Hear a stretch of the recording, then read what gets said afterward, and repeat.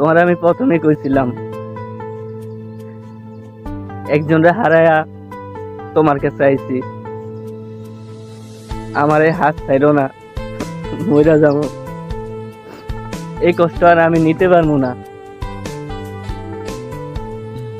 তোমার সবকিছু আমি খুলে বলছি, সবকিছু জানা সত্ত্বেও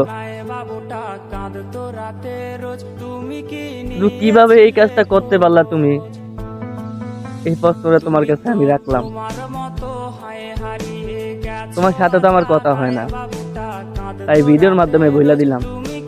যদি সামনে থাকতা তাহলেও এইভাবেই বলতাম, কিন্তু তোমার দেখার তো ভাগ্য আমার নাই।